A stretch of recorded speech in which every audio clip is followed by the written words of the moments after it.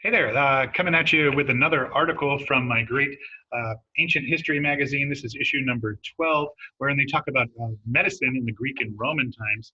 And this fantastic article I found on first century first aid to me was really interesting, and I learned quite a bit from this. The Romans may not have fully understood germs and how things spread, but they sure did really experiment with fixing problems, particularly first aid, which is something some of us need, like me, who are pretty clumsy when we go hiking.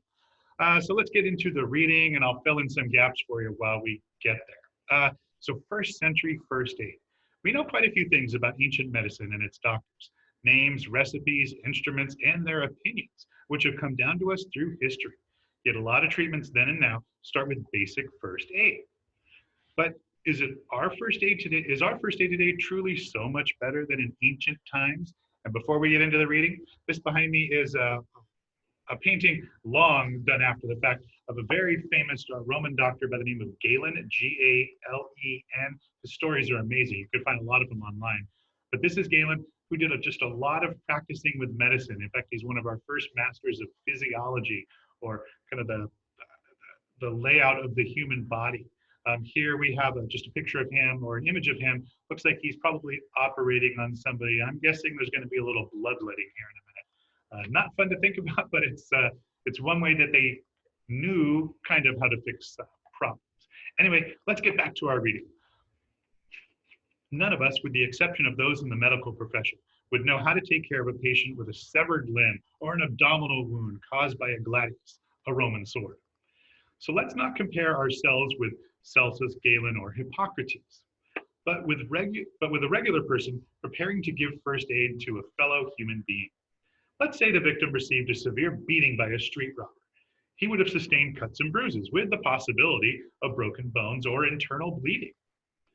Since we're on the street, we are just as ill-equipped to deal with that as our first century counterpart would have been.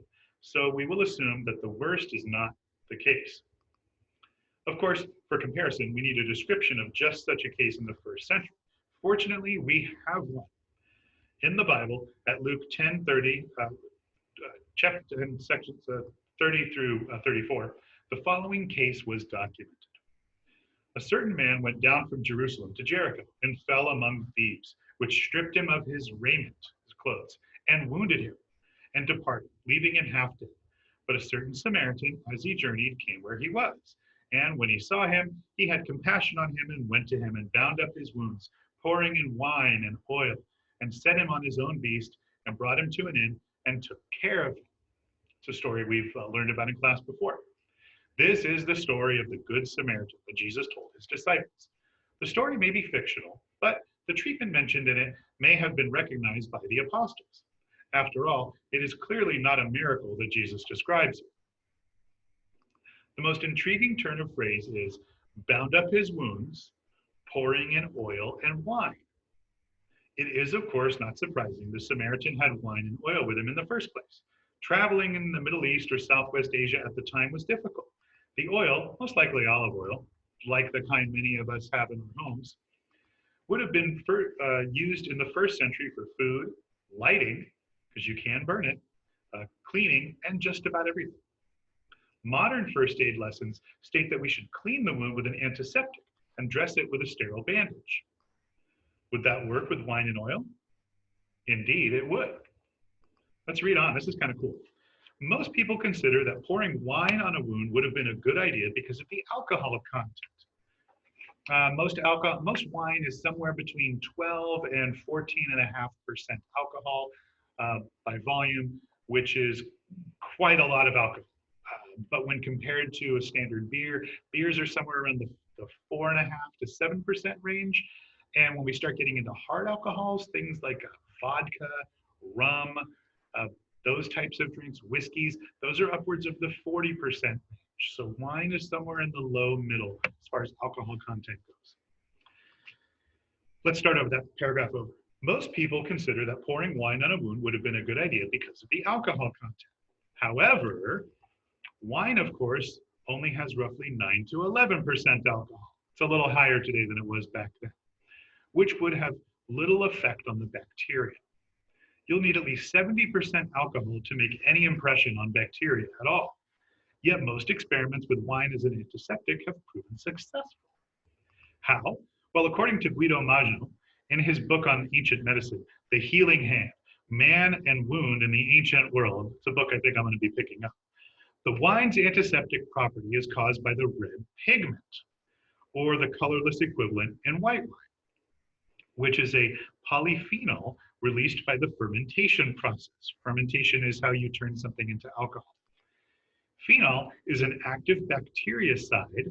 When a word ends in "cide," that means killer. So bactericide means bacterial killer. Phenol is an active bactericide that reportedly kills E. coli, a very nasty bacterium, within 3 minutes. Unfortunately for the Samaritan, it has to be used in a generous manner because it loses its disinfecting power rapidly when in contact with proteins. This is not that bad because pouring antiseptic straight into a wound would also kill the healing microorganisms. Could sour wine, for example, vinegar, be used as well? Yes, it can. Its acetic acid is also a powerful antiseptic, but don't expect the beaten up traveler to thank you for it. It has the tendency to sting quite a bit. If any of you have ever had vinegar poured on an open wound, or even if you didn't know you had a little cut on your finger or something and you just get vinegar on there, it stings so badly. Done it to myself many times. After cleaning the wound comes the job of dressing them with the sterile bandages. Just think about it for a moment. You're on a dry and dusty road in the middle of nowhere. Where would you get a sterile dressing?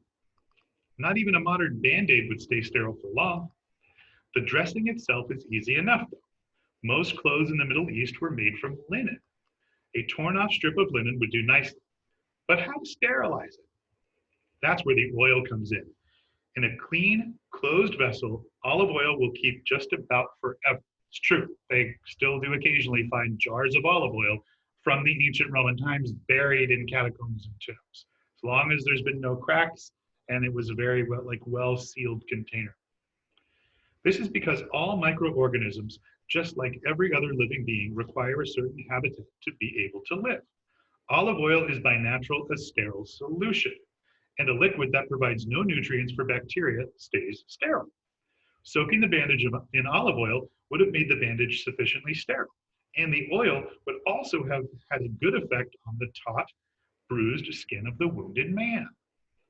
The cooling property of the oil was also probably much appreciated, because it does, when it goes on your skin, it's oily, best word to describe it, but it does, it feels very cool on your skin, olive oil is. If you have some at home, I encourage you to try it. Just put some on your hand and feel it, get a feel for it. Wrapping up. Would the Samaritans or the apostles have known all this? Probably not. It would be centuries before things such as disinfecting, sterilizing would become knowledge. Nevertheless, we can conclude that even the first century layman had some knowledge of and access to working remedies that would benefit the patient. He would not have understood how it worked, but might have known that it did some good.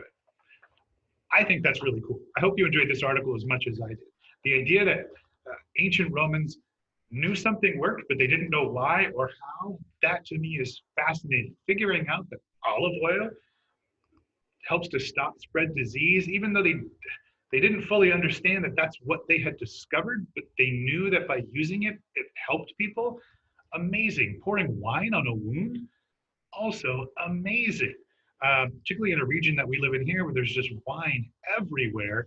Next time I go to a winery or maybe you drive past one, I'll think, I wonder if anybody's ever cut themselves in there and poured a little wine on there to maybe stop the bleeding or stop any disease from spreading. Hey, thanks for reading along with me, and I will talk to you soon. Y'all, bye-bye.